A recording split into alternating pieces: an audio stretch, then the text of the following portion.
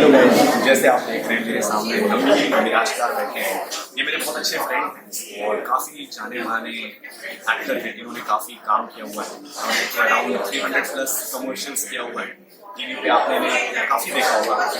और अभी ये लेटली एक प्रोजेक्ट कर रहे हैं वेब सीरीज का, एंड इन्होंने खत्म किया, वो भी अभी लेटली रिलीज हो जाएगा। एंड इनका IMDb प्रोफाइल भी है, आप गूगल पे यूट्यूब पे हर जगह सर्च मार सकते हैं। सो कुछ सवाल है जो मैं इनसे पूछूंगा। नवीन जी, बताइए कि आपसे जो फ्रेशर एक्टर्स रहते हैं तो जब न्यू आते हैं क्या कहता है कि कहाँ से स्टार्ट करें, क्या सजेशन देना चाहिए? तो सजेशन बहुत सिंपल है कि ऐसी सिचुएशन में जो आज का टाइम चल रहा है जहाँ पर हमारे पास सोशल मीडिया है, इंटरनेट इतना फास्ट है, इंटरनेट इजीली अवेलेबल है गाँव में भी और शहर में भी। तो मैं सजेस्ट ये करूँगा कि आप लोग गूगल पर, ऑनलाइन, यूट्यूब पर, फेसबुक पर, इंस्टाग्राम पर जितना पढ़ सकें आप पहले पढ़ें। आप कास्टिंग, अगर आप खाली कास्टिंग कंपनीज टाइप कर देंगे गूगल पे, आपको 10 कास्टिंग कंपनीज मिलेंगी। इंस्टाग्राम पर टाइप कर देंगे, आपको 10 जो लीडिंग कास्टिंग कंपनीज है वो मिलेंगी। तो पहले अगर आप देखेंगे बाहर से बैठ कर के क्या है पूरा जो फ्रेमवर्क है, कितने कास्टिंग वाले हैं और किस तरीके से कास्टिंग होती है, उन्होंने कौन सी मूवीज की, कितनी डिटेल्स है, तो चीज़ें बहुत ईजी हो जाएगी। फिर उसके बाद में आप काफ़ी कुछ सोच समझ सकते हैं और फिर आगे अपने दूसरे जो कदम है वो जमा सकते हैं। तो पहले आपको ये देखना है कि कौन से लीडिंग कास्टिंग डायरेक्टर्स उन्होंने क्या क्या काम किया, उनके बारे में आपको पढ़ना पड़ेगा। और फिर आपको बेसिक ट्यूटोरियल्स भी देखने पड़ेंगे कि एक ऑडिशन कैसे दिया जाता है, ऑडिशन क्या होता है, उसकी रिक्वायरमेंट क्या होती है। आजकल सब कुछ यूट्यूब पर, गूगल पर अवेलेबल है, इट्स ऑल वेरी इजी। आपको देखकर काफ़ी कुछ समझ में आ जाएगा। और एक बेसिक एक सैंपल होता है वर्क प्रोफाइल का, वो भी आप गूगल पे देख सकते हैं, यूट्यूब पे देख सकते हैं। वो आपको बनानी पड़ेगी। आपको बेसिक अच्छे फोटोज खींचने पड़ेंगे, चाहे वो आईफोन से हो या कोई OnePlus कैमरा से हो या DSLR कैमरा से हो। चीज़ें काफ़ी सिंपल ईजी हो चुकी है आपको। तो आपके हिसाब से सोशल मीडिया में अपना इन्फ्लुएंस जमाना या सोशल मीडिया में करना कितना इम्पोर्टेंट है? देखो आशीष, ऐसा था कि एक वक्त में मैं खुद ये सब चीज़ों को इम्पोर्टेंट नहीं समझता था, पर आज के ज़माने में हाँ। और मैं खुद इंस्टाग्राम पे काफ़ी लेट आया, मैं 2020 एंड में एकदम इंस्टाग्राम पर आया। तो मेरे को अभी समझ में आया कि इंस्टाग्राम एक प्लेटफॉर्म है, स्पेसिफिकली इंस्टाग्राम, वो खाली सोशल मीडिया नहीं है, वो एक ऐसा प्लेटफॉर्म है जिसमें आप अपने आप को प्रेजेंट कर रहे हैं। और वो खाली कास्टिंग वालों को या प्रोडक्शन वालों को नहीं, आप पूरी दुनिया को अपने आप को प्रेजेंट कर रहे हो। मैं आशीष चौधरी को अपने आप को प्रेजेंट कर रहा हूँ इंस्टाग्राम पर। अगर वो मेरा इंस्टाग्राम देख रहे हैं तो उनको समझ में आ रहा है कि नवीन क्या है, वो कैसे कैप्शंस डाल रहे हैं, कैसे फोटोज उनके हैं, लाइट में भी, बिना लाइट के भी, मेकअप के साथ भी, बिना मेकअप के साथ भी, क्या ख्यालात है, उनकी जो स्टोरीज हैं, उनके जो कैप्शन है, उनकी जितने भी पोस्ट हैं। तो इंस्टाग्राम एक ऐसा प्लेटफॉर्म है कि लोग वो देखकर आपको जज करते हैं हर तरीके से। तो Instagram is a very important platform in today's time. ये मेरा पर्सनली मानना है। तो आपको सिर्फ इंस्टाग्राम या यूट्यूब और ट्विटर, सोशल मीडिया, फेसबुक, ये सब भी करना चाहिए? देखिए यूट्यूब, ट्विटर ये ऐसी चीज़ें हैं कि अगर आपको एक्स्ट्रा इनकम चाहिए या अगर आपको अपने आप को अलग तरीके से प्रेजेंट करना है या आपको आपका काम अलग तरीके से शेयर करना है या जो आपने काम किया है उसको शेयर करना है, तो वो बहुत इंपॉर्टेंट है। ट्विटर का तो मैं नहीं बोल पाऊंगा कि मेरे पास एक्सपीरियंस नहीं है ट्विटर का, पर यूट्यूब की ये बात है।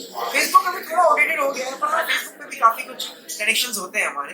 तो इंस्टाग्राम एक ऐसा प्लेटफॉर्म है जहाँ आप अपना काम भी शेयर कर सकते हो और आपकी फोटोज भी, आपकी वर्क लाइफ भी, आपकी पर्सनल लाइफ भी, सब कुछ शेयर होती है। तो इंस्टाग्राम एक कम्प्लीटली डिफरेंट प्लेटफॉर्म है जो यूट्यूब से और ये सारी चीज़ें थोड़ा अलग है। तो आपके हिसाब से ये थिएटर प्लेज स्टेज पे, फैक्ट्री में या क्रिएटिव अड्डा में, अलग अलग जगह पे, तो थिएटर कितना इम्पोर्टेंट है एक एक्टर की लाइफ में?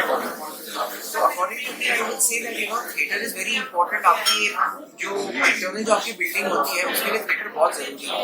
एज एन एक्टर अगर आपके पास बिल्कुल नॉलेज, जैसे मैंने बचपन से काम करना स्टार्ट किया तो मेरे पास स्क्रीन का एक्सपीरियंस था बचपन से, और थिएटर मैंने बहुत कम किया और मुझे इतना ज़्यादा खुद पर्सनली इंटरेस्ट था नहीं थिएटर में, मेरे पास इतना टाइम भी नहीं था।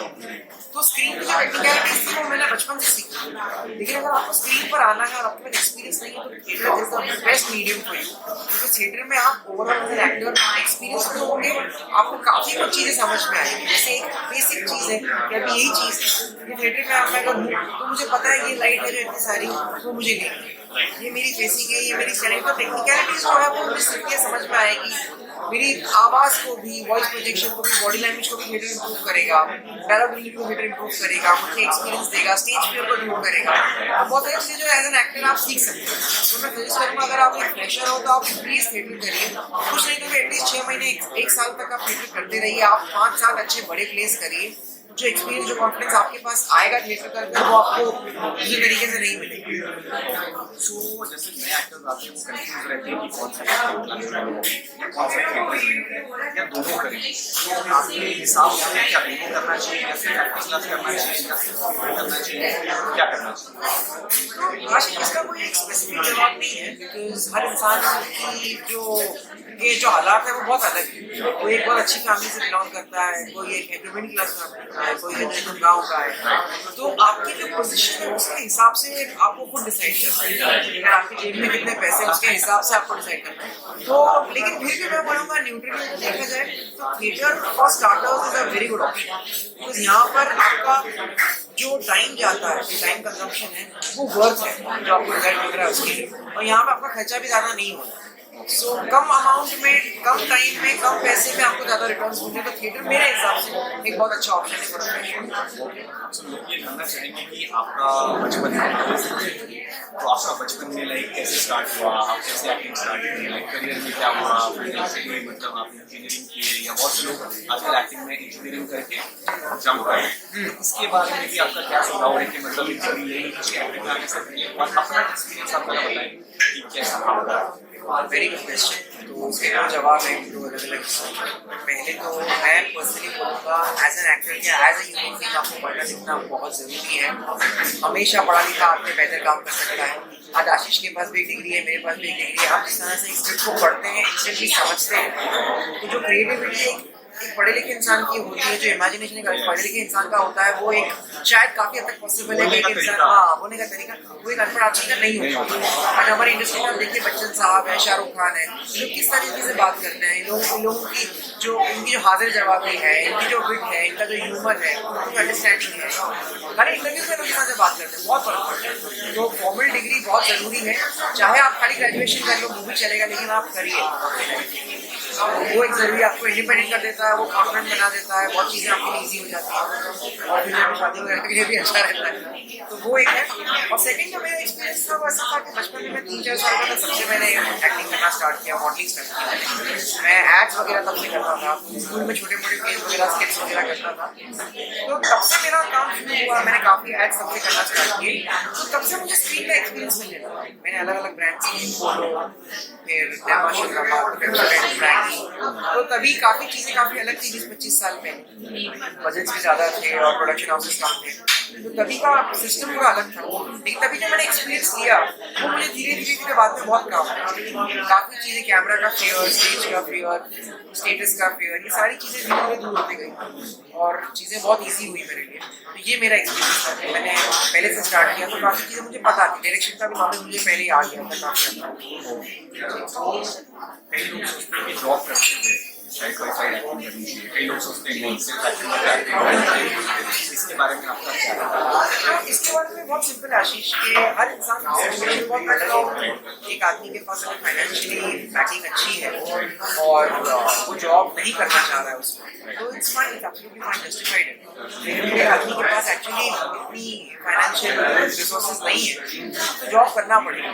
तो और उसके ऊपर डिपेंड होता है कि उसके अंदर कितना हार्डवर्क है, वो किस हद तक जा सकता है, किस एक्सटेंट तक जा सकता है कि वो अपना काम भी करे और दिन में 2-3 घंटे ऑडिशन देने के लिए भी नहीं। अब एक वक्त था कोरोना के पहले जब हमको एक्चुअली जाके स्टूडियो में ऑडिशन देने पड़ते थे, पर अब ऐसा टाइम नहीं रहा। अब चीज़ें बहुत सिंपल हो गई है, अभी ऑनलाइन ऑडिशन होने लग गए। तो अभी एक जॉब करने वाला इंसान भी अगर आधे से 1 घंटे दिन में मैक्स टू मैक्स निकालता है तो वो अपने लिए पढ़ भी सकता है, यूट्यूब वीडियोस भी देख सकता है और एक अच्छा 1 से 2 एक अच्छे ऑडिशन में बना सकता है। तो आई पर्सनली फील कि अगर आपके पास फाइनेंशियल सिक्योरिटी नहीं है, आप काम कर रहे हो, आप 8-10 घंटे की जॉब पे दे रहे हो अपने, तो उसके बाद में भी आप टाइम निकाल के 1 घंटा निकाल कर अगर आपका पैशन है तो आप ये काम कर सकते हैं। आप जो एकदम न्यूकमर्स हैं, अभी अगर आपको टिप्स देना है प्रैक्टिकल लैंग्वेज के स्टूडेंट के लिए वेरी इंपॉर्टेंट, आपके हिसाब से हमें फर्स्ट क्या करना चाहिए, how to go about networking कैसे बढ़ाना चाहिए, कैसे ऑडिशंस के बारे में पता लगाना चाहिए, इसके बारे में आप क्या करें? तो इस चीज़ का ऐसा है कि जैसे मैंने आपको बताया गूगल पे आजकल सब कुछ है, इंस्टाग्राम पे सब कुछ है, तो आपको ये सब चीज़ें ऑनलाइन में देखनी पड़ेगी। आपको आजकल यूट्यूब पे सब कुछ है, जैसे मैंने आपको बताया, आपको बेसिक वीडियो देखनी पड़ेगी। How to be more confident, how to talk better, how to speak clear, self help video जितने हैं वो आपको देखने पड़ेंगे। आपको अपनी पर्सनैलिटी सुधारनी पड़ेगी। अगर आपके पास पैसे हैं तो आप एक पर्सनैलिटी का कोर्स करिए, सेल्फ हेल्प की पर्सनैलिटी डेवलपमेंट क्लासेस होती है, वर्कशॉप होती है 8-10 क्लासेस, वो आप करिए, उससे आपका कॉन्फिडेंस बढ़ेगा। फिर एज एन एक्टर आप थिएटर करना स्टार्ट करिए। थिएटर करने के बाद जो 6 महीने साल में आपके पास कॉन्फिडेंस आएगा, उसके बाद आप ऑडिशन देना स्टार्ट करिए। और ऑडिशन में आप देना चालू करोगे तो मेरा तो ये सुझाव है कि आपको रेगुलरली वर्कआउट भी करना चाहिए। मेंटल हेल्थ, फिजिकल हेल्थ दोनों साथ में जाती है। ये खाली एक्टर्स के लिए नहीं है, एक इंसान के लिए है। तो आप फिजिकल और मेंटल दोनों बहुत इम्पोर्टेंट है। बहुत एक इंसान को सेफ माइंड और अच्छे काम माइंड में और अच्छे पॉजिटिव माइंड के साथ रहना एक इंसान के लिए बहुत जरूरी है, और उस हिसाब से इंसान को काम करना बहुत जरूरी है। ये सारी चीज़ें जो बेसिक सेल्फ चीज़ें, आपको एक अच्छा डाइट लेना पड़ेगा, आपको आज जल्दी सोना पड़ेगा, आपको जल्दी उठना पड़ेगा, आपको वर्कआउट रेगुलर, आपको अच्छी म्यूजिक सुननी पड़ेगी, आपको अच्छे एफर्मेशन सुनने पड़ेंगे। ये सारी चीज़ें आपको खुद के लिए करनी पड़ेगी। और फिर इसके बाद में आपको रेगुलर ऑडिशन देने पड़ेंगे, और आपको ऑडिशन के बारे में पढ़ना पड़ेगा, ऑडिशन के वीडियोस देखने पड़ेंगे, ताकि चीज़ें सिंपल हो, इजी हो आपके लिए। आपको समझ में आप कहाँ गलत कर रहे हो। आपको एक्सपर्ट्स को पूछना पड़ेगा, एक्सपर्ट लोगों को आपको पूछना पड़ेगा, एक्सपीरियंस एक्टर्स को, पर्सनलिटीज को आपको उनसे फीडबैक लेना पड़ेगा। तो चीज़ें सिंपल होगी, ईजी होगी, आपको फर्क समझ में आएगा आप क्या कर रहे थे और क्या हो रहा है। और कई एक्टर आपके पास बोलते हैं कि मैं 8 महीना उसके बाद घर चला जाऊंगा, अगर कुछ नहीं हुआ तो 1 साल दूंगा, 1.5 साल दूंगा। तो आपके हिसाब से ये सही है गलत है या क्या? जी, ये मैं बोलूँगा कि ये भी पर्सनल चॉइस है हर इंसान की। कई लोगों को सक्सेस बहुत जल्दी मिल जाता है, कई लोगों को बहुत टाइम लगता है। तो हर इंसान की अपनी जर्नी है, हम कंपेयर नहीं कर सकते कि किसको कोई चीज़ क्यों मिल रही है या कब मिल रही है या कैसे मिल रही है। अब ये आपके ऊपर है कि आपने कितना वक्त दिया है, आपने कितनी ईमानदारी से अपना काम किया। कई लोगों ने अगर 6 महीने ईमानदारी से काम किया तो रिजल्ट दिखेगा ही, तो कई लोगों को 1 साल के बाद, 2 साल के बाद मिलेगा। तो क्या आपकी पोजीशन वैसी है कि आप अफोर्ड कर सकते हो 6 महीने साल रहना यहाँ पर अपनी फैमिली से दूर, अपने काम में दूर? अगर कर सकते हो तो प्लीज आप करिए और आगे बढ़िए और मेहनत करते हैं। लेकिन अगर आप नहीं करते और डिस्ट्रैक्ट हो रहे हो और चीज़ें नहीं हो पा रही है, तो मैं सजेस्ट करूँगा कि फिर तो अगर आपके घर वाले आपको अगर बुला रहे हैं तो हाँ, तो दैट इज मच बेटर। जैसे यहाँ पे बहुत सारे लोग हैं जो कहते हैं कि आप हमें पैसे दीजिए, हम आपको लीड दिला देंगे, आप आर्टिस्ट कार्ड बनवा लीजिए, हम आपको लीड दिला देंगे, या आप हमारे साथ जुड़ जाइए या पोर्टफोलियो बना लीजिए, हम आपको लीड दिला देंगे। ये सब क्या सही है आपके अनुसार, क्या है? कई चीज़ें ऐसी होती हैं जहाँ पे लोग पैसा देते हैं रजिस्ट्रेशन का, और चीज़ें जेन्युइन भी होती हैं, पर ऐसी बहुत कम होती है। मैं झूठ नहीं कहूँगा, बहुत कम होती है। मोस्टली फ्रॉड जी, तो मोस्टली ऐसे जो फ्रॉड होते हैं जो पैसे लेके आपको काम की बातें करते हैं, और भी ये चीज़ें जो ऐसी है ना, फेक या रियल वाली बात, ये आप जो सामने वाले के साथ बात करोगे, उसके ऑफिस में जाओगे, उसको देखोगे वो कहाँ आपको बुला रहा है, क्या बातें कर रहा है, या उनकी तारीफें कर रहा है, काम उसने नहीं किया हुआ है, आपको तो समझ में आ जाएगा। तो ये आपको क्लियर समझ में आ जाएगा अगर इंसान पहचानने की आपके अंदर समझ है, तो आई एम श्योर हर इंसान के अंदर कहीं ना कहीं रहती है, ये ऊपर वाले की तरफ से देन है। तो ये चीज़ समझ में आ जाती है कि अगर आपसे पैसे मांगे जा रहे हैं, आपको गलत हरकतें करने के लिए बोला जा रहा है,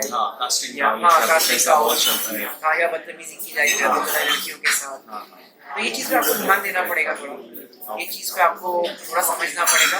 और मैक्सिमम ऐसी चीज़ें नहीं सही, 99% फेक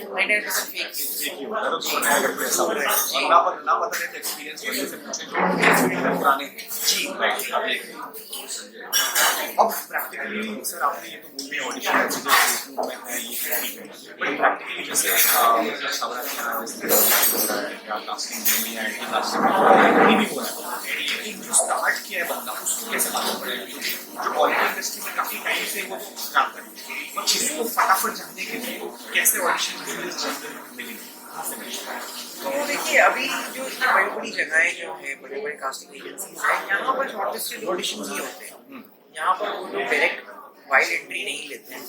जो ओपन ऑडिशन एक वक्त में हुआ करते थे वो एड्स के हुआ, महाड़ा में, जगह, तो ये ऐसी जगहों पर ऑडिशन हो रहे हैं इतने बड़े लेवल पे, तो वहाँ पर हम सोच भी नहीं सकते कि हर इंसान घुस सकता है, अपना एक ऑडिशन दे सकता है, ट्राई कर सकता है। अरे 20 से 25 साल के एज और आगे चला जाएगा, हाँ मैं 20 वैसा नहीं है। आपको आपकी प्रोफाइल अपडेट कर मेल करते रहना। आपको जितने भी कास्टिंग के असिस्टेंट्स हैं आपके टच में तो आप रहिए। वही तरीका है कि आप उनके दिमाग में उनके जो ख्याल है उसमें आप फिट हो गए कि अगर 25 साल का लुक है, एक चश्मे वाला लड़का चाहिए तो आशीष चौधरी उसमें फिट हो गए। तो वैसा टाइप का एक रैपो बन जाना चाहिए कि आपको अपने आप को इतना प्रेजेंट करना है कि वो लोग आपको देखते रहें बार बार, डायरेक्टली आप कास्टिंग डायरेक्टर्स के ख्यालों में रहें कि ये एज ग्रुप में ये लुक है, जहाँ पे आप फिट होते हैं तो आपको बुलाए। तो यही तरीका है। तो ये आपके हिसाब से लुक बहुत इम्पोर्टेंट है जी, अब मतलब लुक इम्पोर्टेंट है। मेरा बोलने का मतलब ऐसा है कि हर इंसान का अपना लुक होता है।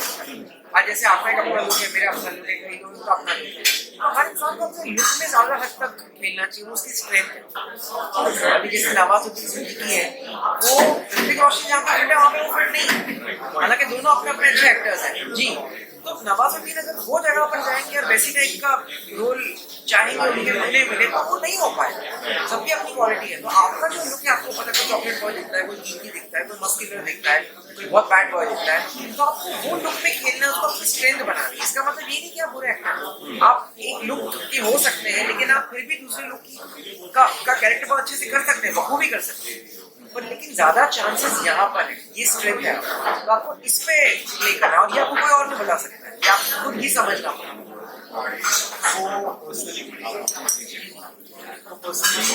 आपके हिसाब से एक्टिंग क्लासेस में थिएटर ग्रुप्स और ऑडिशन जो फेस्टिव भेजते हैं, कुछ एजेंसीज होते हैं जो, तो आप जो नए आने वाले एक्टर्स जिनको कुछ आइडिया एक्टिंग में कौन से एजेंसीज को प्रेफर करेंगे, बोलेंगे इनके पास जाइए, और कौन सा थिएटर ऐसा ग्रुप को यहाँ बोलेंगे जाइए, और कौन सा क्लासेस जहाँ आप अपनी तरफ से फर्स्ट आप बोलेंगे। जी, तो मैंने ऑन स्क्रीन जो एक्टिंग वर्कशॉप होती है मिस्टर देवा की होती है आराम नगर अक्सर, मैंने उनकी एक क्लास अटेंड की, क्लास की ऐसे देखने के लिए कैसे क्या होता है, तो मुझे काफ़ी अपीलिंग लगे वो। तो मुझे पर्सनली लगता है कि अगर आप फ्रेशर हो और आपके पास ज़्यादा पैसे नहीं हैं तो आप एक ऐसी अच्छी क्लास में जा सकते हैं जहाँ पे फीस भी ज़्यादा नहीं है। देवा acting classes, on screen acting classes Instagram पर भी है, तो ये मुझे ऐसा लगा। और सेकेंडली थिएटर ग्रुप, मैं तो थिएटर ज़्यादा किया नहीं है तो मैं बता नहीं सकता, पर एक थिएटर ग्रुप हुआ करता था रंग रसिया, ठीक है, कुछ लोगों को मैं जानता हूँ।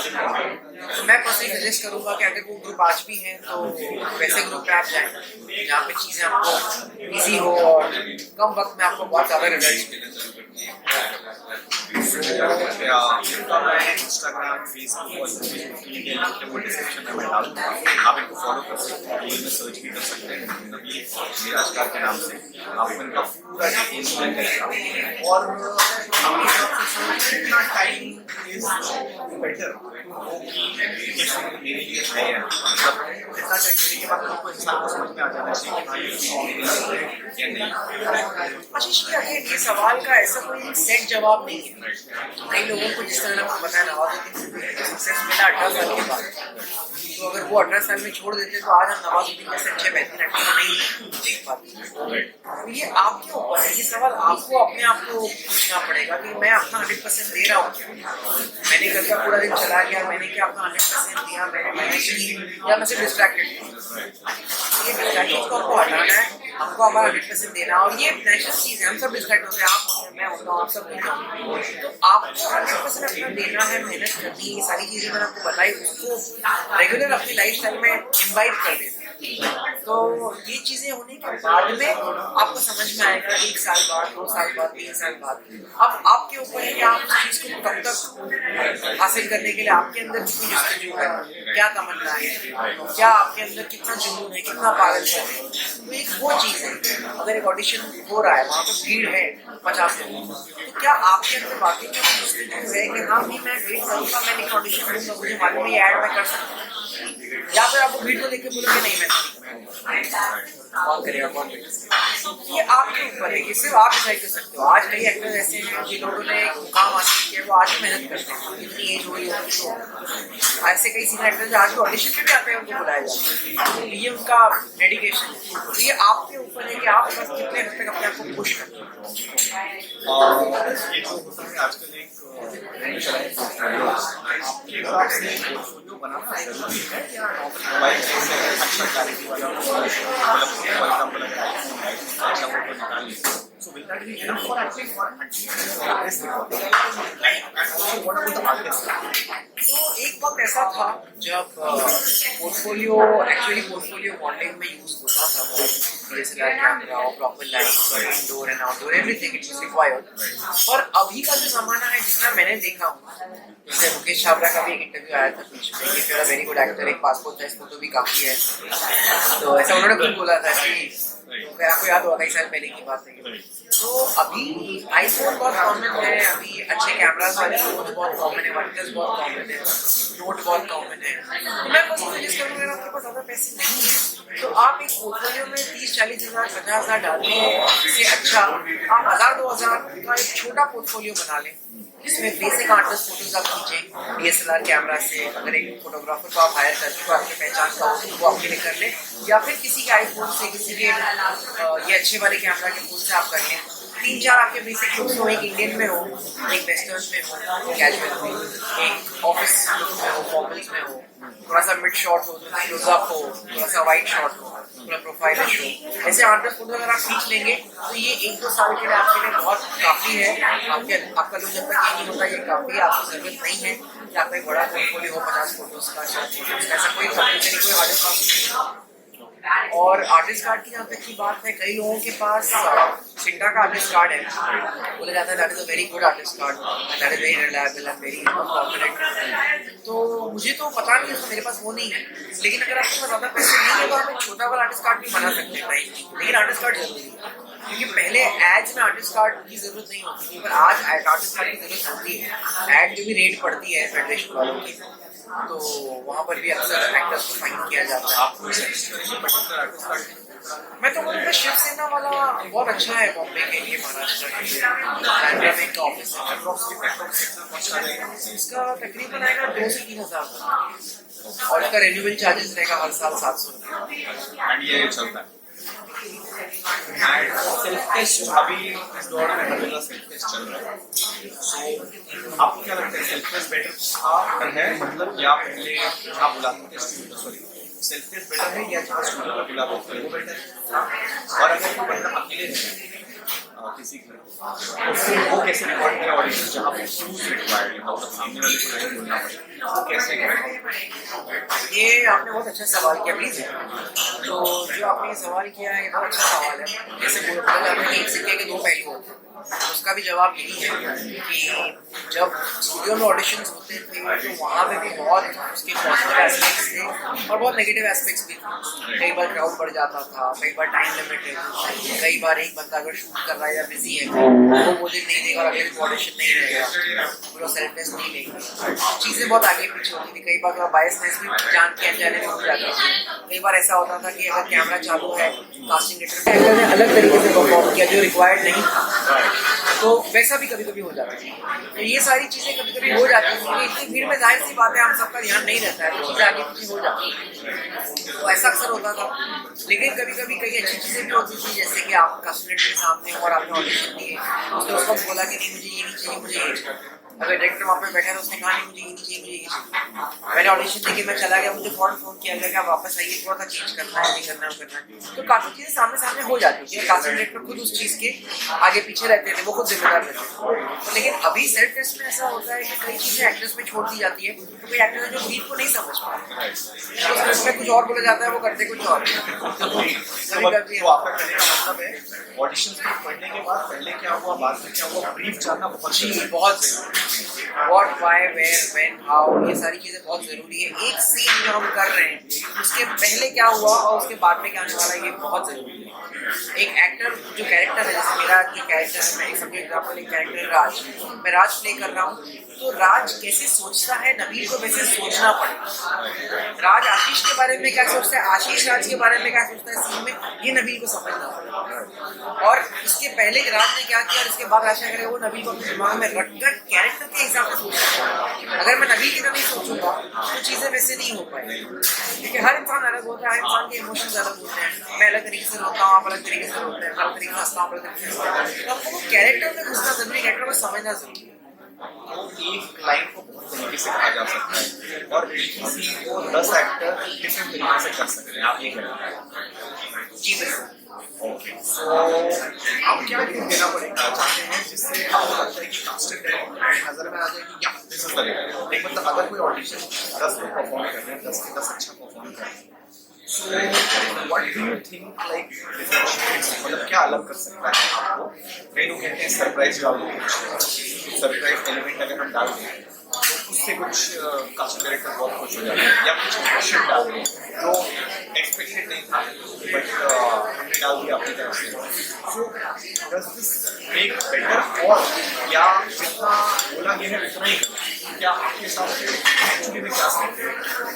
तो मेरे हिसाब से देखिए सबसे पहले आपको समझना पड़ेगा आप किस चीज़ को ऑडिशन दे रहे हो। आप ऐड कर रहे हो, फिल्म कर रहे हो या फिल्म कर रहे हो या टेलीविजन कर रहे हो। ऐड के ऑडिशन में अक्सर चीज़ें बहुत मैकेनिकल होती हैं, एकदम जो हमने बचपन से देखा हुआ है कि हमने कुछ खाया, हमने उसका रिएक्शन दिया, बहुत अच्छा लगा, आपने खाओ आपने खाओ, तो वैसा होता है। हम चेयर कर रहे हैं, टीवी के सामने बैठ रहे हैं, ये सारी चीज़ें एकदम स्टीरियोटाइपिकल है।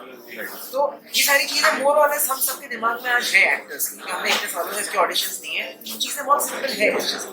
लेकिन एक टेलीविजन का जो मीडियम है वहाँ पे चीज़ें बड़ी ड्रामेटिक है, थोड़ा ओवर द टॉप, थोड़ा बनावटी, तो वो चीज़ को हमको उस हिसाब से ट्रीट करना है। एक कैरेक्टर की जब स्क्रिप्ट मिलती है टीवी के लिए मोनोलॉग होता है तो वो एक जो अपील होती है टीवी के हीरो की, हमको वो दिमाग में रख के हमको वैसे परफॉर्म।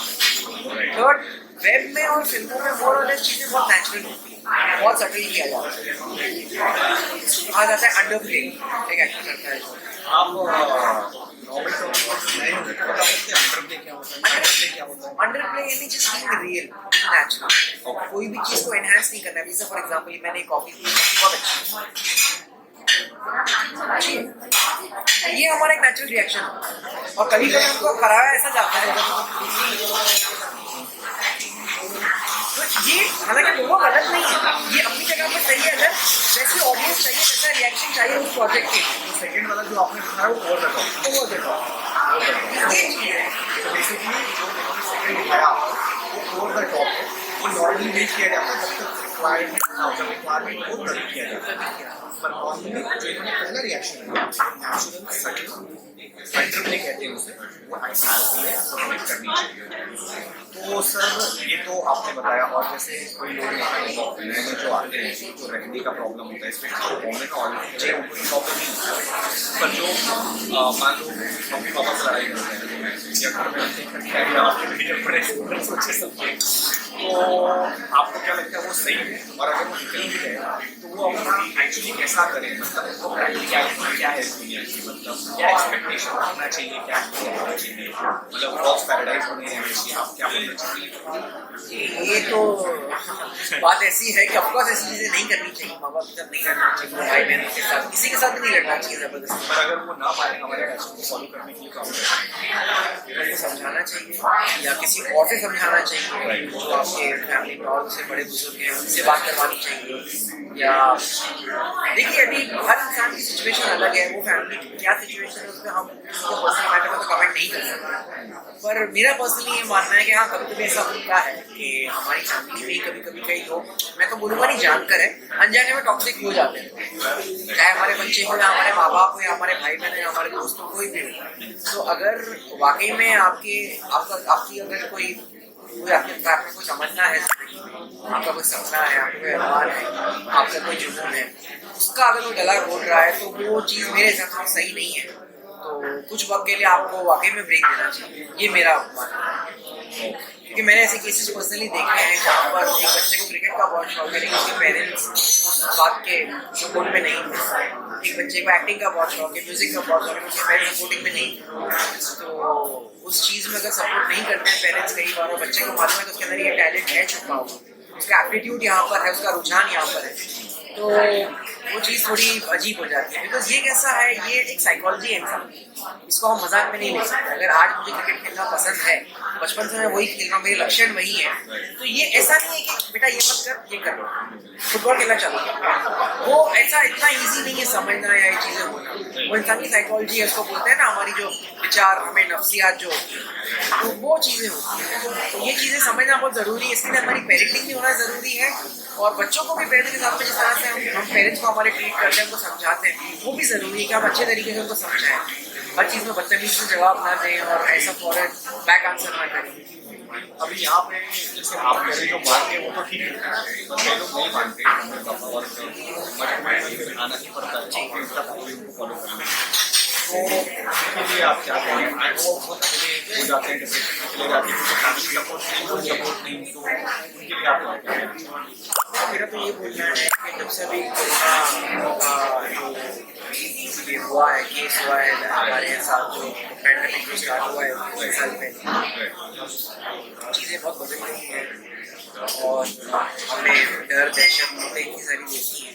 तो लाइफ अभी वैसी रही नहीं जो पहले थी, तो डिप्रेशन अभी ज़्यादा है, आइसोलेशन अभी ज़्यादा है, हेल्पलेसनेस अभी ज़्यादा है।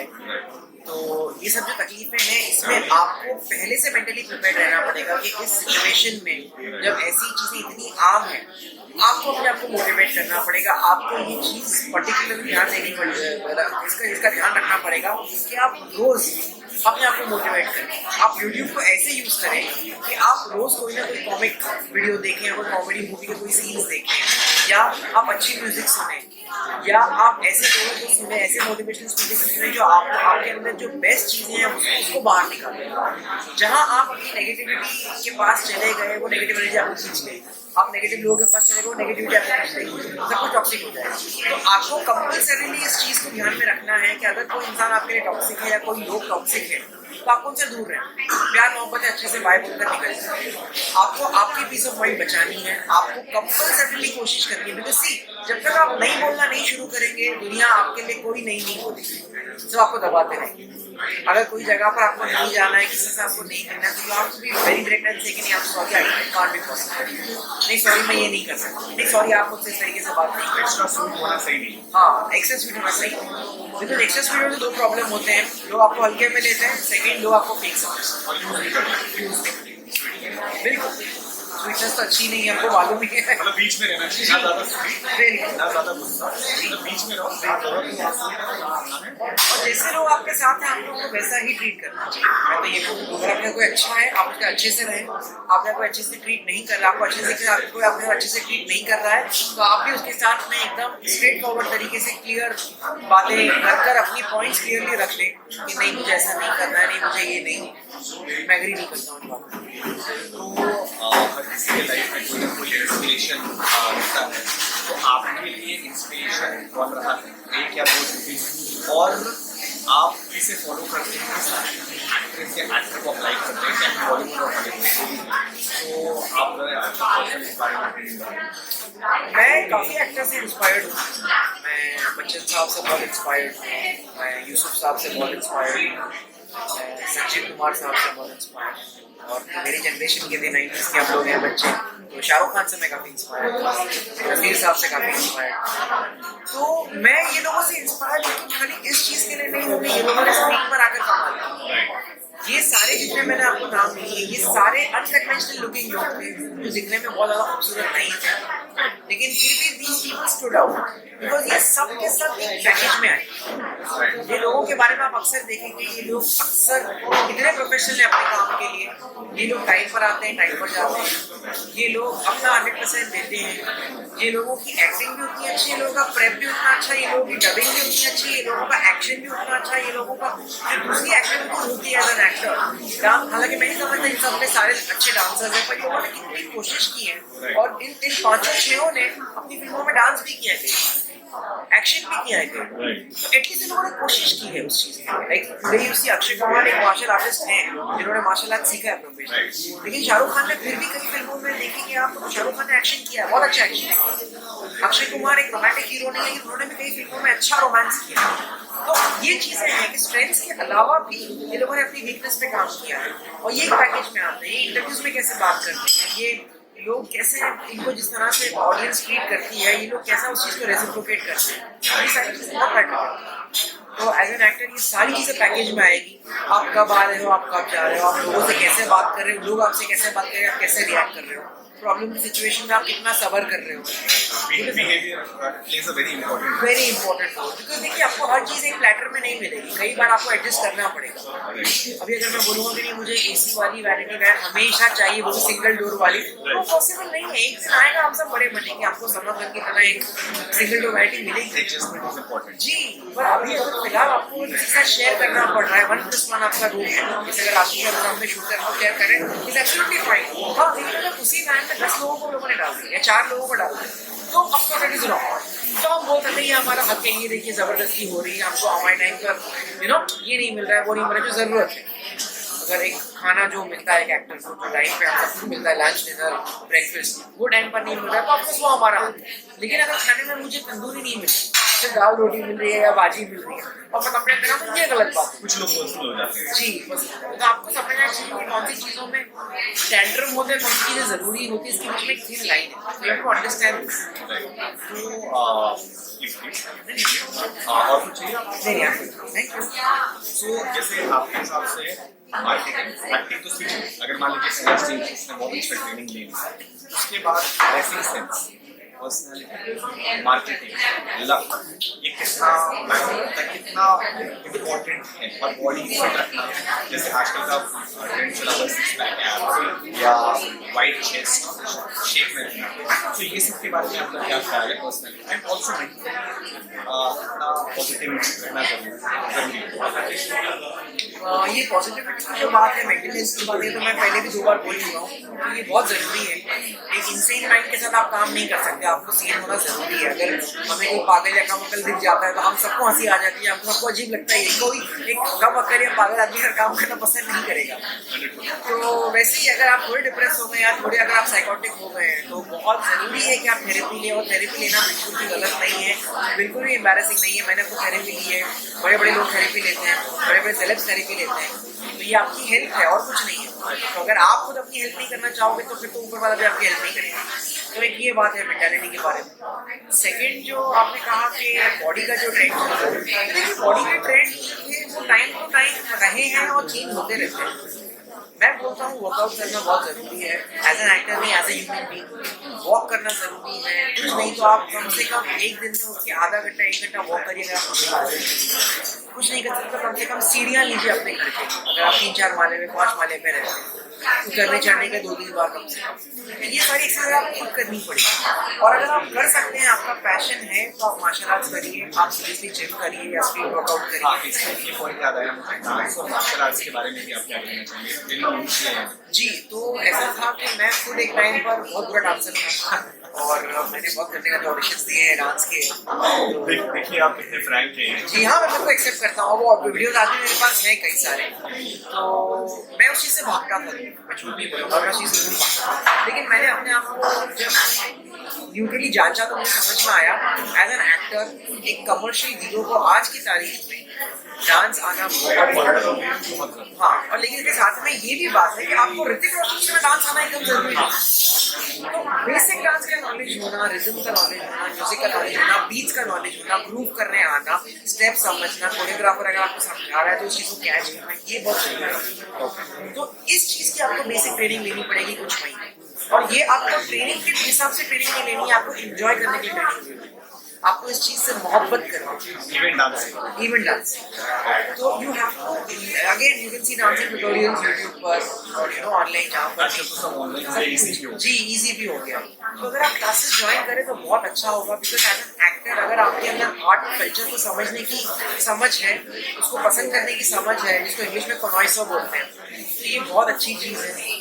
लिटरेचर की अगर आपको समझ है, अगर आपको पोइट्री पढ़ने का शौक है, स्टोरीज पढ़ने का शौक है, हिंदी पढ़ने का शौक है, एज एन एक्टर हिंदी पढ़ना बहुत ज़रूरी है, वो भी ज़ोर ज़ोर से, ताकि आपका डिक्शन इम्प्रूव हो, आपकी क्लैरिटी इम्प्रूव हो, आपकी आवाज़ इम्प्रूव हो, तो वो बहुत ज़रूरी है। तो मैं कहूँगा कि डांस क्लासेस आप कीजिए, ये बहुत ज़रूरी है एक एक्टर के लिए। कुछ नहीं तो बेसिक क्लासेस आप करिए कुछ महीने के लिए, ताकि आप उस चीज़ को समझ पाएँ और बाद में खुद ब्रशअप कर पाएँ। एक कोई भी इवेंट होता है, कोई भी बर्थडे पार्टी होती है, कोई भी गेट टुगेदर होता है, कोई भी कहीं पे भी कोई भी पार्टी होती है, वहाँ पे डांसर्स प्रोफेशनल भी होते हैं, नॉन प्रोफेशनल भी होते हैं। तो जब लोग डांस करने लगते हैं, वो एक अलग ही चार्म, एक अलग ही जादू क्रिएट होता है। तो मैं कहूँगा एज एन एक्टर ये आपके लिए बहुत अच्छी क्वालिटी है, आप सीखिए और इस चीज़ को आगे इम्पोर्टेंट समझिए और आगे जाइए। वैसे मार्शल आर्ट्स के बारे में मैं आपको बोलूँगा, हर बड़ी अच्छी बॉलीवुड की जो मसाला कमर्शियल फिल्म होती है उसमें एक्शन और डांस होता ही हो। हम खुद पसंद करते हैं हीरो को जो आए 10 लोगों को मारे, एक हीरोइन को अगर कोई छेड़ रहा है और एक हीरो आ रहा है 10 लोगों से लड़ता है, तो वाकई में हीरो के लिए हमारी इज्जत और बढ़ जाती है। वो ह्यूमन टेंडेंसी है, हीरो मतलब एक होप, एक उम्मीद, तो हम उसको नॉर्मल देखते हैं। हम भी अगर कल को अगर हमको वो मौका मिलेगा, ऊपर वाला चाहेगा, तो हम भी उस पोजीशन में रहेंगे, हमको वो करना पड़ेगा। तो अगर आपको एक किक करने, आपको पंच करना नहीं आता, तो वो चीज़ बहुत मुश्किल होती है। ऐसे भी एक्टर्स हैं जो बिना मार्शल आर्ट किए हुए एक्शन सीन्स करते हैं, पर once you do it and then you know It's icing on the cake. It's icing on the cake. And about the dressing sense and personality. Dressing को पसंद की बात ऐसी है कि पहली बात तो आपके अंदर कॉन्फिडेंस होना चाहिए। Right. आपको अगर आप कुछ भी पहन रहे हो और दुनिया हंस रही है लेकिन आपको हंसी नहीं आ रही है, ये बहुत बड़ी बात है। आपको हर चीज़ को अपने आप कैरी करना है, जैसे रणजीत सिंह आज की तारीख में कोई लड़की की तरह भी कपड़े पहन लेते, लड़के की तरह भी पहन लेते, एक बच्चे की तरह भी पहन लेते, एक बुजुर्ग की तरह भी पहन लेते, बहुत बड़ी बात है। और तो कई लोग शर्माते हैं लड़की का गेटअप पहनने में या लड़की की एक्टिंग करने में। हाँ, तो ये as an actor it's very bad and sad, because as an actor आपको कल को बहुत सारे मौके मिलेंगे। आपको बच्चा भी बनना पड़ेगा, आपको बड़ा भी बनना पड़ेगा, आपको लड़की भी बनना पड़ेगा, आपको लड़का भी बनना पड़ेगा, आपको क्या कुछ नहीं करना पड़ेगा। तो जो जो चीज़ों में आप कंफर्टेबल नहीं है, चलिए वो ठीक है। जैसे कई चीज़ों में मैं कंफर्टेबल नहीं हूँ, मैं इंटीमेट सीन और ऑन स्क्रीन किसिंग वगैरह ये नहीं कर पाऊंगा बस। तो उसके लिए अगर मैंने पहले बट आपको क्या लगता है कि ये इंटीमेसी को सब्जेक्ट करना करियर में प्रॉब्लम क्रिएट कर सकता है लड़कियों के लिए? अब जितना मैंने देखा है, समझा है, पिछले कुछ सालों से इंडस्ट्री काफ़ी बदल गई है। एक कमर्शियल फिल्म के लिए, बड़ी बजट की कमर्शियल फिल्मों के लिए, खासकर बड़े बैनर के लिए, एक लड़की के लिए इंटीमेट सीन करना, लड़के के लिए इंटीमेट सीन करना, मुझे लगता है मोस्टली तो बहुत ज़रूरी है। अक्सर बहुत नॉर्मल हो गया। बहुत कॉमन हो गए। काफ़ी वेब सीरीज हैं जो लीडिंग कैरेक्टर्स हैं, वो किसिंग सीन करते हुए आपको देखेंगे, बेड सीन्स करते हुए दिखेंगे। लड़कियों को आप अक्सर देखेंगे वो बिकिनीज पहन रही हैं बड़ी फिल्म, बड़ी वेब सीरीज में। उनकी भी एक स्पेसिफिक बॉडी टाइप है, लड़कों की एक स्पेसिफिक बॉडी टाइप है। तो ये चीज़ें काफ़ी हद तक ज़रूरी हो गई हैं। तो जैसे अभी ये तो नॉर्मल पर जैसे कई और शॉट्स आ रहे हैं एक्टर्स के एक्टिंग प्रोफेशन में क्या प्रभाव पड़ता है, नेगेटिव या पॉजिटिव इम्पोर्टेंट है? देखिए, ये भी एक इंसान की चॉइस है। ऐसे कई एक्टर्स हैं जिन्होंने सी ग्रेड का सिनेमा किया, उसमें काफ़ी नोन हो रहे हैं। तो ये भी ओपिनियन है कि वो ये काम कर रहा है, वो ये काम कर रहा है। कोई अगर उस काम से कंफर्टेबल है तो हम कोई नहीं होते करने वाले, पर मैं पर्सनली उन्हीं के शोज वैसे हॉट सीन्स वाले मैं पर्सनली कंफर्टेबल नहीं रहूँगा करने, या और के अगर हॉट सीन्स देंगे मैं कंफर्टेबल नहीं रहूँगा, क्योंकि अगर जो चीज़ में मैं कंफर्टेबल नहीं हूँ या मैं 100% नहीं दे सकता, तो वो चीज़ स्क्रीन पर दिखेगी। तो अगर वो करूँगा तो कल को वो चीज़ वैसी नहीं दिखेगी जैसे डायरेक्टर को चाहिए या ऑडियंस की जो डिमांड रहेगी। तो मैं तो कहूँगा कि ये इसमें सही है तो गलत की बात नहीं है। हाँ, इतने सब्जेक्टिव कई एक्टर्स हैं जो उल्लू करके भी काफ़ी फेमस हो गए हैं। हाँ, जो उल्लू नहीं रहे जिंदगी में और बहुत आगे निकल गए। जी। So, आपके लिए dressing sense is important, personality is important and study करके थोड़ा पढ़ा लिखा होना, because the way they talk is very very important. That सिर्फ एक्टिंग किया तो सब कुछ है, बट उनको ये समझ नहीं आता पर्सनालिटी, ड्रेसिंग सेंस और ऑडिशन के लिए कैसा ड्रेस करना, कैसा दिखना। आशीष, ये ड्रेसिंग सेंस की जो आपने बात बोली थी, उसको मैं थोड़ा सा थोड़ा ऐड करूँ एक चीज़।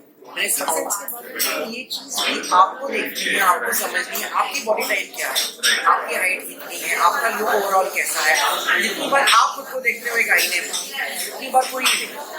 तो जो आपका लुक है, आपका स्किन कलर है, आपकी ओवरऑल जो बॉडी अपील है, आपको उसके हिसाब से ड्रेसअप करना है। पर body type play important role in success. Like अगर एक बंदा फिट है और एक बंदा बहुत मोटा है, तो chances of the fit guy to succeed more देखिए ये चीज़ ऐसी है कि इस चीज़ के जवाब में मैं ही आप लोगों को एक सवाल करूंगा, आपको भी और ऑडियंस को। आज की तारीख में आपकी नज़र में ऐसे कितने सारे कमर्शियल हीरोज हैं जो प्लस साइज में हैं? काफी है, चूचा एक बहुत फेमस हाँ वो एक है, लेकिन वो भी क्या सोलो लीड में आए हैं वो कभी कमर्शियली चूचा नहीं, बहुत लिमिटेड। हाँ वो फुकरे में शायद 4 लोगों में एक थे।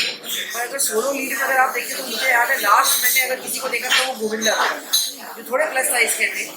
संजीव कुमार एक वक्त में थे, पर लेकिन अभी जितने भी आप देखेंगे तो अभी ट्रेंड ही ऐसा चल रहा है कि लीन बॉडी हो और मिनिमम फैट हो, एक अच्छी बॉडी हो। तो ये मुझे पसंद लगता है कि ये अगर ट्रेंड ऐसा चल रहा है तो एक प्लस साइज वाले एक्टर को या एक एक्टर जो आउट ऑफ शेप है उसके लिए एक सोलो लीड में कमर्शियल फिल्म में आना बहुत मुश्किल है, ऐसा मुझे पर्सनली फील होता है। शायद ये ट्रेंड चेंज हो जाए कुछ टाइम के बाद आता और काफी लोग आके फिर सिगरेट की बात में ये सब में पड़ जाते हैं। तो लाइक मतलब इसके बारे में आपका क्या सुझाव है? लाइक इससे बहुत हेल्थ पे इफेक्ट पड़ता है, physically mentally, and they go in depression. तो इससे दूर कैसे रहें? और कई बार तो ऐसा होता है कि एक ही रूम में 4 लोग सो रहे हैं और तीनों बंदे किए जा रहे हैं सब कुछ, पर ये बंदा नहीं करना चाहता, ऐसे कैसे निकले सब बाहर चीज़ों? देखिए जैसे मैं थोड़ी देर पहले बोला था कि आपको आपको आपकी चॉइसेस बना रही है, आपको आपके लाइक्स डिसलाइक्स क्लियर रखने हैं। तो ये सारी जो चीज़ें हैं ये आपको पहले क्लियर करनी है। मैं अगर आज शूट करता हूँ और मैं अगर किसी के साथ मेकअप रूम शेयर कर रहा हूँ तो मैं प्रोडक्शन वालों को पहले ही बता देता हूँ कि मैं सिगरेट शराब नहीं पीता। तो उस रूम में अगर कोई गंदगी हो या सिगरेट शराब पीने वाले लोग हैं तो उस वक्त वो काम कर रहे हैं तो जरा मुझे प्रॉब्लम हो जाएगी। तो आप पहले इसी का ख्याल रखो, या फिर भी क्लियर अबाउट इट। तो ये चीज़ें आपको पहले घर लेने के पहले और ये सब चीज़ें पहले ही क्लियर करनी पड़ेगी। और अगर बाद में मालूम पड़ता है तो आप प्यार मोहब्बत से समझाएं, वो चीज़ों को सॉर्ट आउट करें। और अगर वो नहीं हो पाती है तो मैं आप हट जाएगा, बिकॉज झगड़े करने से अच्छा, चीज़ों को बढ़ाने से अच्छा आप हट के अगर कहीं और चले जाएं तो वो बेहतर है। बिकॉज कई लोग हैं जिनकी आदत होती है उनके लिए चेंज करना बहुत मुश्किल है। जैसे अगर आज हमें बोल दिया जाए कि आप शराब पीने चालू कर दो, सिगरेट पीना चालू कर दो, तो वो हम नहीं कर पाएंगे। तो वैसे किसी के लिए छोड़ना भी बहुत मुश्किल है, हम किसी को जज भी नहीं कर सकते। सो अगर कंक्लूड करते हैं तो लास्टली जो न्यूकमर्स हैं उनके लिए आप प्रैक्टिकली क्या एडवाइस देना चाहेंगे कि वो कौन सा, जैसे आपने देवा का नाम लिया, वैसे वो आके कौन सा क्लासेस थिएटर करके कहाँ से नेटवर्किंग डेवलप करें और कहाँ से ऑडिशन करें, इसके बारे में प्रॉब्लम पता लगाए? क्योंकि आजकल सबसे बड़ा प्रॉब्लम ये होता है सीखने के बाद कि ये ऑडिशन वो बहुत बड़ा प्रॉब्लम है जहाँ पर लोग मार खा जाते हैं। लेकिन other term is called marketing में भी मार खा जाते हैं। एक्टर अच्छा होने के बाद क्योंकि दूसरे बंदे की मार्केटिंग अच्छी है पर वो डिसेंट एक्टर है, वो आगे निकल जाता है क्योंकि उसकी मार्केटिंग बहुत कर रहा है।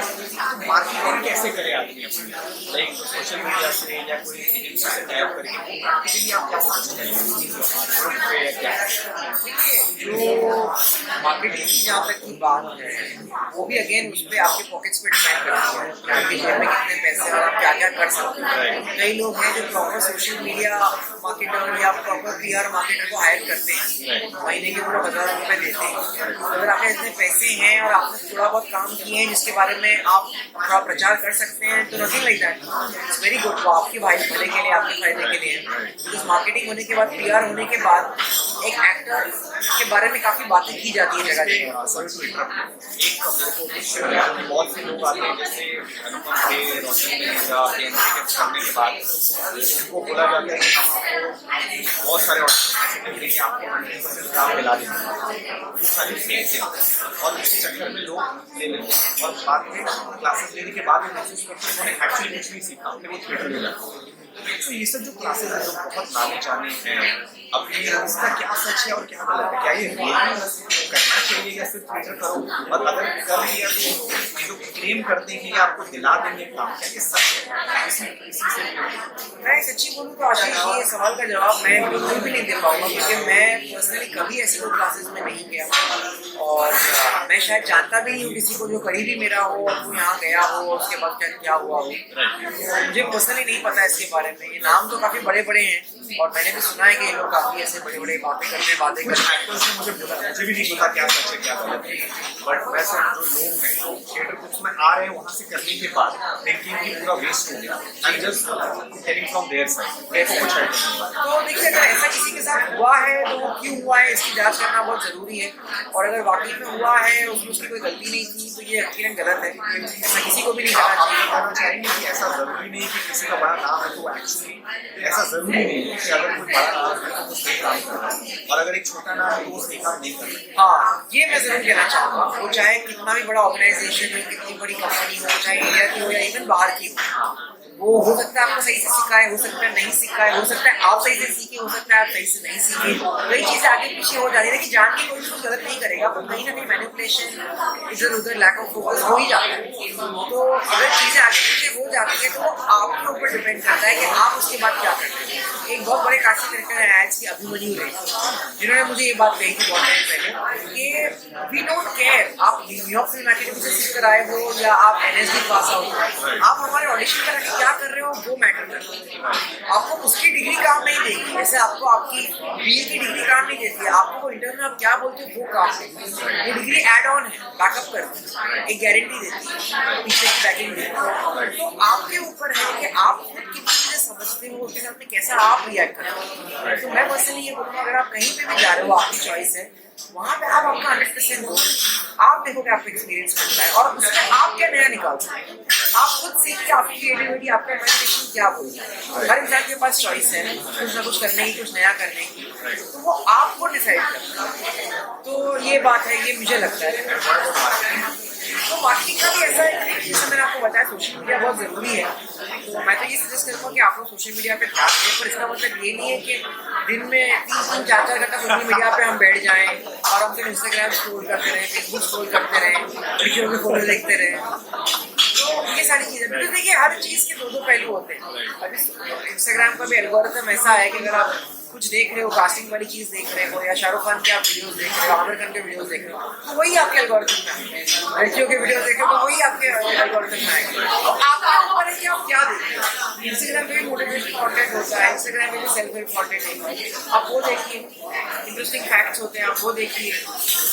अगर आपको इंस्टाग्राम स्क्रॉल करने का इतना ही शौक है, आप कह रहे हैं कि इंस्टाग्राम पे जैसे हर किसी का पेज भी होता है, मुकेश छाबड़ा का, जहाँ पे वो अपने स्टेटमेंट भी डालते रहते हैं। ये एक तरीका है मार्केटिंग अच्छा करने का कि आप रेगुलरली जो बड़े कास्टिंग है मुकेश छाबड़ा है, कास्टिंग, इनका इंस्टाग्राम, फेसबुक हर जगह होता है, वहाँ पे लोग अपडेट्स डालते रहते हैं, तो यहाँ से आपको बहुत मालूम पड़ सकता है। दूसरी चीज, ये लोग इंट्रो भी लेते हैं रेगुलर बेसिस पे, जिनका भी पोस्ट ये लोग इंस्टाग्राम, फेसबुक और हर सोशल मीडिया पे डालते हैं। और सोशल मीडिया आजकल के ज़माने में बहुत इंपॉर्टेंट है। इनफैक्ट सर आप ये बात से मानेंगे कि बहुत से लोग तो सोशल मीडिया में फेमस हो गए, सीरियल में आ गए या इधर आ गए, किसी और फिल्म में आ गए, और कई लोग तो फिल्म छोड़ के अब full fledged social media star बन गए हैं, क्योंकि फेम भी आ रहा है, पैसा भी आ रहा है। So it is two way process. अगर आप दोनों जगह करते हो तो मतलब इधर अच्छा हो रहा है तो इधर हेल्प मिलेगा, इधर अच्छा हो रहा है तो इधर हेल्प मिलेगा। Do you think this is right? बिल्कुल। देखो क्या होता है ना कि वक्त के साथ साथ चीजें बहुत बदलती हैं। आज से 30 साल पहले जब 90s का जी अभी भी जी रहे थे, लेकिन तो तभी लैंडलाइंस थे और तभी इंटरनेट नहीं था, कंप्यूटर्स नहीं थे, चीजें बहुत अलग थी। लोग हार्ड कॉपीज लेकर एक्टर्स ढूंढते थे, तभी हमको इतना मालूम नहीं पड़ता था कहाँ पे क्या चल रहा है, वहाँ लक्ष्मी स्टूडियो में ऑडिशन होते थे, तो तभी चीजें बहुत अलग थी। तभी टेलीविजन में नया नया स्टार्ट हुआ था और टेलीविजन में भी तभी बहुत कम चैनल्स थे, वेब का सिस्टम था ही नहीं तभी, डिजिटल एड्स थे ही नहीं तभी, टीवीसीज हुआ करते थे, कंपटीशन बहुत कम था, तो तभी भी कुछ फायदे थे, तभी भी कुछ नुकसान थे। तो वैसे ही आज भी अपॉर्चुनिटी ज्यादा है पर कंपटीशन ज्यादा है, चीजें बहुत अलग हैं। तो अभी के जमाने में रोने से अच्छा मैं समझूंगा कि अगर आपके पास अपॉर्चुनिटी ज्यादा है तो उनका फायदा उठाएं। मतलब सोशल मीडिया में प्रेजेंस बढ़ाएं। सोशल मीडिया में अगर आप प्रेजेंस बढ़ा सकते हैं तो प्लीज बढ़ाएं। आप रील्स बना सकते हैं तो आप बनाएं, उस चीज को प्रमोट करें, उसमें आप पैसा खर्चा करें, अपने आप को अच्छे तरीके से प्रेजेंट करें। इनफैक्ट आजकल तो जैसे वीडियो की माइंड्स है, उन्होंने अपना ही चैनल खोल दिया और खुद को अपने चैनल पे लॉन्च करते हैं एज अ लीड हीरो। उनका खुद का एक वेब सीरीज का और मूवीज का कंटेंट बनाने का चैनल बन गया। इवन नेटफ्लिक्स और हर कोई उनको पिच कर रहा है, नेटफ्लिक्स भी उनको ले रहा है, जबकि वो सिर्फ कॉमेडी वीडियोस बना के यूट्यूब में फेमस हो गए। तो this makes a huge lot of difference according to me. Lot of difference. तो इसमें अल्टीमेटली सेंट्रल आइडिया ये है कि कंटेंट चलता है, वो चाहे यूट्यूब पे हो या इंस्टाग्राम पे हो या नेटफ्लिक्स पे हो या अमेज़न। देखिए कई बुरी कंटेंट की चीजें भी चल जाती हैं, पर लेकिन अच्छे कंटेंट की चीज चले ये मैक्सिमम टाइम पे पॉसिबल है और ये मैक्सिमम होता ही होता है। तो अच्छा कंटेंट अगर आपका है वो कहीं पे भी चलेगा, अगर आपके लिए टैलेंट है वो आप लोगे ही देखोगे, चाहे आज देखो, कल देखो, परसों देखो, बाद में देखो, कुछ सालों बाद। अच्छे कंटेंट फैमिलीज को भी दिखा सकते हैं। जी, तो जैसे टीवी है, टीवी में आज भी साफ सुथरा कंटेंट है, Right. फैमिली ड्रामाज है, Right. सास बहू ड्रामाज है, Right. तो ये चीज आज भी फैमिली ऑडियंस है, बिकॉज टीवी एक फैमिली प्लेटफॉर्म है। Yes. जैसे थिएटर जो है वो कम्युनिटी प्लेटफॉर्म है, Yes. वेब है वो इंडिविजुअल प्लेटफॉर्म है, Yes. लेकिन टीवी है वो फैमिली ऑडियंस है। तो अगर जैसे मेरे जैसे एक्टर है जो कंफर्टेबल नहीं है इंटरनेट सीरीज करने, Yes. तो मैं आज भी टीवी की तरफ जाऊँगा। वेब मुझे करना बहुत पसंद है, फिल्म करना बहुत पसंद है, लेकिन कई रोल ऐसे जो मैं खुद कंफर्टेबल नहीं रहूँगा, तो मैं टीवी पर्सनली पसंद करता हूँ। तो आपको देखना है आप कहाँ पे कंफर्टेबल हो, आपके स्टैंडर्ड्स, आपके मॉरल्स, आपके एथिक्स क्या बोलते हैं, और आप उसके हिसाब से काम करिए। तो ये मेरा मानना है कि अगर इंस्टाग्राम में आपको इंटरेस्ट है और इंस्टाग्राम से आप पैसे कमा सकते हो, आप रील्स बना सकते हो, तो आपको करिए, वहाँ पे आप फेमस हो जाइए, बिकॉज आपको दिखना है, पॉपुलर होना है, नोन होना है, लोगों को आपको नाम से जानना चाहिए।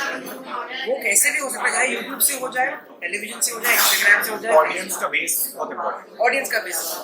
तो अगर आप एक बार नोन हो गए ना, तो आपको एड्स भी मिलना चालू हो जाएगी, आपको बड़े बड़े शोज भी मिलना चालू हो जाएंगे, आपको इवेंट्स के लिए भी बुलाया जाएगा, आपको एक रिबन काटने के लिए भी बुलाया जाएगा, आपको पैसे मिलेंगे। तो आपका फोकस ये होना चाहिए कि आपको दिखना है पब्लिक के साथ। इसके लिए आपको कंटेंट क्रिएट करना है, वो चाहे यूट्यूब पे आप बनाओ चैनल और वीडियोस बनाओ, फनी वीडियोस या इंटरव्यू वाले वीडियोस या सेल्फ हेल्प वीडियोस, जो भी हो, या फिर आप इंस्टाग्राम पे फेमस हो, या फिर आप ऑडिशन दे देंगे एज एन एक्टर फेमस हो, ये आपके ऊपर है, टैलेंट अल्टीमेटली चलेगा। So, ये था आज का हमारा पॉडकास्ट में भी मेरा आई एम वेरी थैंकफुल आपने मुझे आए, हमें अपना टाइम दिया। आपको कोई भी अगर डाउट हो या आप चाहते हैं किसी पर्टिकुलर टॉपिक पे वीडियो बने, या आपके मन में कोई भी डाउट हो जो आप इनसे पूछना चाहते हैं, वो आप हमें कमेंट सेक्शन में लिख के बताइए, हम फ्यूचर में उसका जवाब देंगे और उसको वीडियो भी बनाएंगे। And please do like, share this video as much as possible and subscribe to my channel and show your love. Thank you. This is Ashish signing off. Thank you.